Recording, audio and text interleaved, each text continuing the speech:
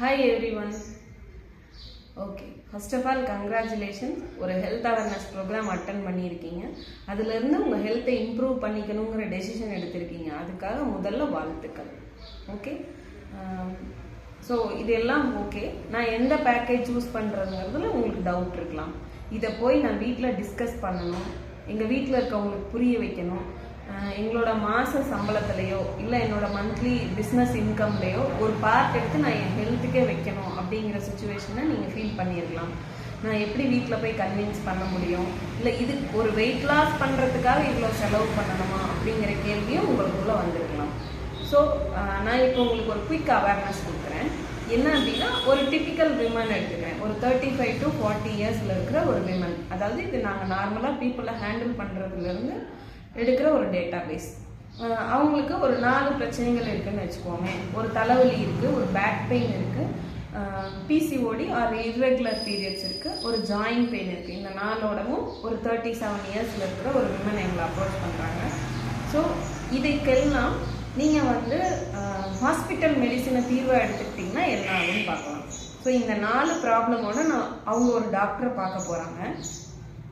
இன்னைக்கு மினிமம் டாக்டரோட consultation fees ஸ்டார்டிங்கே 300ன்னு வச்சுருக்காங்க. ஸோ 300லேருந்து 1000 வரைக்கும் ஆகலாம், நம்ம போகிற ஹாஸ்பிட்டல் அண்ட் சிட்டியை பொறுத்து. ஆமாங்களா? ஸோ அதுக்கு ஒரு தொகை நீங்கள் எடுத்து வைக்கணும். அடுத்தது headache, back pain, joint pain, PCOS சொல்கிறோம். இதுக்கெல்லாம் கண்டிப்பாக டாக்டர் டயக்னாஸ் பண்ண சொல்லுவாங்க, அதாவது டெஸ்ட் எடுக்க சொல்லுவாங்க. ஒன்னொன்றுக்கும் நீங்கள் டெஸ்ட் எடுக்கிறீங்க. ஹெட்ஏக் தலையை மட்டும் ஒரு சிடி ஸ்கேன் எடுக்கிறீங்க.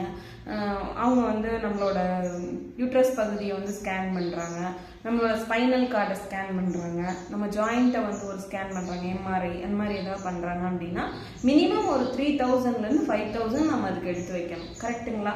ஸோ அதுக்கு டயக்னாஸ்க்கே இவ்வளோ செலவு. ஸோ அதுக்கடுத்தது நான் கன்சல்டேஷன் போயிட்டு டாக்டர் ஒன்னொன்றுக்கும் டேப்லெட் எழுதுறாங்க. ஸோ அந்த ஒன்னொன்றுக்கும் நீங்கள் மெடிசின்ஸ் வாங்குறீங்க அப்படின்னா மினிமம் ஒரு ப்ராப்ளமுக்கும் ஒரு 300லேருந்து 500 வச்சுக்கிட்டா கூட ஒரு 1500லேருந்து ஒரு 2000 ருபீஸ் நம்ம மெடிசினுக்கே எடுத்து வைக்கணும். ஸோ இவ்வளோ தொகையில் நம்ம மெடிசின் வாங்கினா எவ்வளோ வரும்? மேக்ஸிமம் ஒரு 1 மந்த் கவர் ஆகும். கரெக்டுங்களா? நான் ஜாயின்ட் பெயினுக்கு மாத்திரை சாப்பிட்றேன், பேக் பெயினுக்கு சாப்பிட்றேன், நான் என்னோட பீரியட்ஸ் ரெகுலர் ஆகிறதுக்காக சாப்பிட்றேன் அப்படின்னா மேக்ஸிமம் 1 மந்த்துக்கு இந்த தொகையில் வாங்கலாம். ஆமாவா? ஸோ இந்த தொகையெல்லாம் நீங்கள் சேர்த்து பாருங்கள். இது ஒரு 1500, அது ஒரு 5000, எவ்வளோ ஆச்சு? 6500. கன்சல்டேஷன் ஒரு 500 போட்டால் கூட 7000 ஆச்சு. ஸோ இது 1 மந்த்துக்கு நம்ம டேப்லெட் எடுத்துக்குவோம்.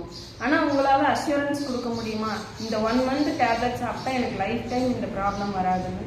ஸோ எந்த மெடிசனுக்குமே நம்ம அந்த மாதிரி அஷ்யூரன்ஸ் கொடுக்கறது இல்லை, இல்லைங்களா? நம்மளுடைய உணவு பழக்க வழக்கத்துலேயும் வாழ்க்கை முறைகளிலும் சில சேஞ்சஸ் நம்ம கண்டிப்பாக பண்ணி ஆகணும். ரெண்டாவது, உங்களுக்கு தெரியும், ஒரு ப்ராப்ளம்க்கு மெடிசன் எடுத்துக்கிட்டோம்னா இன்னொரு ப்ராப்ளம் ரைஸ் ஆகிறதுக்கான வாய்ப்புகள் இருக்குது. ஸோ நம்ம மருந்து மாத்திரைகளே 100% தீர்வு அப்படின்னு இல்லாமல் ஒவ்வொரு நாளும் ஒவ்வொரு வேலையும் நம்ம சாப்பிட்ற உணவு பழக்க வழக்கத்தையும் வாழ்க்கை முறையும் மாற்றிக்கிட்டோம்னா ஹெல்த் வைஸ் இம்ப்ரூவ் ஆகிறதுக்கு 100% வாய்ப்பு இருக்குது அப்படிங்கிறது தான் இந்த வீடியோவில் பார்த்தோம், மேடமோட செஷனில் பார்த்தோம். கரெக்டுங்களா? ஸோ டெசிஷன் எடுக்கிற இடத்துல இப்போ நீங்கள் இருக்கீங்க. இன்னைக்கு இருக்கிற செலவுகள் எவ்வளோ இருக்குது, தீர்வு கிடைக்குமான்னு பாருங்கள். இப்போ நான் சொல்கிற ஒரு லேடி ஒரு 15 கிலோ எக்ஸஸ் வெயிட்டில் இருக்காங்கன்னு வச்சுட்டோம்னா 15 கிலோ அதிகப்படியான எடை 45 கிலோக்கான அழுத்தத்தை அவங்களுடைய போன்ஸுக்கும் ஜாயின்ஸ்க்கும் கொடுக்கும். அப்போ அதிகப்படியான எடை இங்கேருந்து இது வரைக்கும் இருக்குது.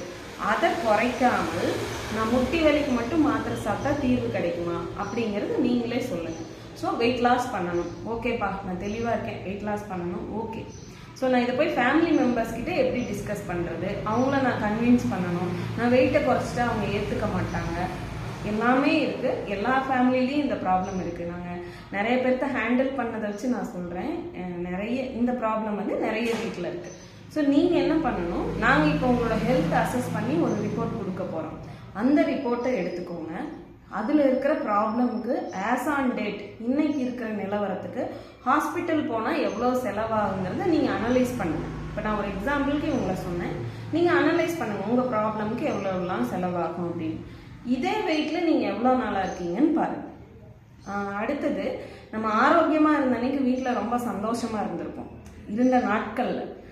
இப்போ வந்து ஆரோக்கியம் குறைஞ்சிட்டே வருது. பக்கத்தில் இருக்கவங்க கிட்ட நம்மளால சிரிச்சு பேச முடியுதான்னு பாருங்க. நம்ம வீட்டில் இருக்கிற குழந்தைங்க கிட்ட நம்ம எரிஞ்சு விழுகாம இருக்கோமா ஒரு நாள் ஃபுல்லான்னு பாருங்க.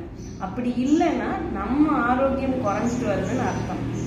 ஜென்ரலா விமன் தான் அவங்க வீட்டோட டெசிஷன் மேக்கிங் அத்தாரிட்டி. ரெண்டாவது வந்து ஒரு ஆரோக்கியத்தினுடைய பாதுகாவலர் அப்படின்னே நான் சொல்வேன். ஏன்னா நாம சமைச்சு கொடுக்கறது தான் நம்ம ஃபேமிலி மெம்பர்ஸ் சாப்பிட்றாங்க. அப்ப நாம ஒருத்தர் ஆரோக்கியமா இருக்கிறதுனால நம்ம ஃபேமிலி மெம்பர்ஸையே ஆரோக்கியமா கொண்டு வர முடியும் அப்படிங்கிறது உங்களுக்கும் புரியும். சரி, நீ வீட்டில் போய் எப்படி டிஸ்கஸ் பண்றது அப்படின்னா இந்த ப்ராப்ளம் எல்லாம் சொல்லுங்க. ஸோ சொல்லிட்டு இவ்வளோ இருக்கு, நம்ம ஹாஸ்பிட்டல் போனோம் அப்படின்னா மெடிசின் பின்னாடியே நம்மளால போயிட்டு இருக்க முடியாது. ஸோ ஃபுட் ஹேபிட்ஸை நான் கரெக்ட் பண்ணிக்கணும். ப்ளஸ் கோச்சோட கைடன்ஸோட என்னுடைய ஹெல்த் கண்டிஷனுக்கு தகுந்த மாதிரியும் என்னுடைய வேலை சூழ்நிலைகளுக்கு தகுந்த மாதிரியும் கோச் கைட் பண்ணுவாங்க. டெய்லி பேசிஸில் அவங்க மானிட்டரிங் சர்வீஸ் கொடுக்குறாங்க. இதனால் இந்த சர்வீஸை எடுத்துக்கிட்டு நான் 100% கமிட்மெண்ட்டோட என்னோட உயரத்துக்கு தகுந்த எடைக்கு நான் வர்றதுக்கு முயற்சி பண்ண போகிறேன். உங்களுக்கு நான் அதில் உறுதி கொடுக்குறேன். கண்டிப்பாக 100% என்னால் வெயிட் லாஸ் பண்ண முடியும். எனக்கு சப்போர்ட் பண்ணுங்கள். இங்கே அவங்க கைட் பண்ணுறது வந்து உணவு பழக்க வழக்கமும் வாழ்க்கை முறையும் தான். ஸோ அதனால் என்னால் 100% இருக்கிற இடத்துலேருந்தே ரிசல்ட் எடுக்க முடியுங்கிற நம்பிக்கை அவங்க செஷனை பார்த்து எனக்கு கிடைச்சிருக்கு. கோச் வந்து எனக்கு எண்ட் ரிசல்ட் எடுக்கிற வரைக்கும் கைடன்ஸ் கொடுக்குறேன்னு சொல்லியிருக்காங்க. இதையெல்லாம் எடுத்துக்கிட்டு நான் சின்சியராக ஃபாலோ பண்ணி ரிசல்ட் எடுப்பேன் அப்படிங்கிற நம்பிக்கையை உங்கள் ஃபேமிலி மெம்பர்ஸ் கிட்ட உட்காந்து டிஸ்கஸ் பண்ணுங்கள். நான் ஏன் இதை இவ்வளோ தூரம் சொல்கிறேன்னா எங்கள் வீட்டில் நான் இதை தான் பண்ணேன்.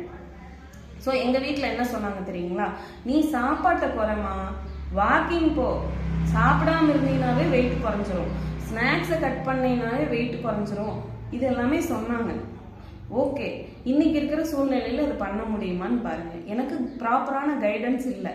ஸ்நாக்ஸ் சாப்பிடக்கூடாதுன்னு தெரியும், ஆனால் எனக்கு சாப்பிடணும்னு தோணுது. நான் என்ன பண்ண முடியும்? எனக்கு தோணுச்சு, நான் சாப்பிட்டேன். ஸோ இது வந்து ஓவரால் கைடன்ஸ். நம்ம யூடியூப் பார்த்தோ, ஃபேஸ்புக் பார்த்தோ, இல்லை டிவியில் வந்து ஒரு ஹெல்த் சேனல் பார்த்தோ முடிவு எடுக்கலாம் ஸ்நாக்ஸ் தப்புன்னு சொல்லிட்டு. இருக்கு, நம்ம வீட்டில் இருக்கு, நம்ம சாப்பிட்றோம், இதில் என்ன இருக்குங்கிறது தான் நமக்கு தோணும். ஸோ டெய்லி பேசிஸில் நம்மளுடைய உணவு முறைகள் எப்படி இருக்கணும் அப்படிங்கிறத 10+ years ஆஃப் எக்ஸ்பீரியன்ஸ் இருக்கிற சீனியர் கோச் மூலமாக நீங்கள் கைடன்ஸ் எடுத்துக்கும் போது 100% ரிசல்ட் எடுக்க முடியும். நம்ம வந்து காலையிலேருந்து நைட்டு தூங்க போகிற வரைக்கும் நம்ம வாய்க்குள்ளேயும் உடம்புக்கும் என்ன உணவுகள் கொடுக்குறோமோ அதுதான் நம்ம ஆரோக்கியத்தை டிசைட் பண்ணுது. அதை எப்படி எடுத்துக்கணுங்கிற கைடன்ஸ் தான் கோச் கொடுக்க போகிறாங்க. ஸோ கோச்சோட கைடன்ஸோட 100% மானிட்டரிங்கோட ரிசல்ட் எடுக்க முடியும். நான் அதை பண்ணுறேன், எனக்கு சப்போர்ட் பண்ணுங்க. இப்படி தான் நான் எங்கள் வீட்டில் போய் பேசினேன். ஸோ அவங்க ஓகே சொன்னாங்க, என் கூட வந்தாங்க. நான் 100% ஃபாலோ பண்ணுறதை பார்த்து அவங்க இன்ஸ்பயர் ஆனாங்க. ஸோ நான் ஃபாலோ பண்ணது மட்டும் இல்லாமல் எங்கள் ஃபேமிலி மெம்பர்ஸும் ஹெல்த் வைஸ் இம்ப்ரூவ் ஆயிருக்காங்க. அது எப்படிங்கிறது அடுத்த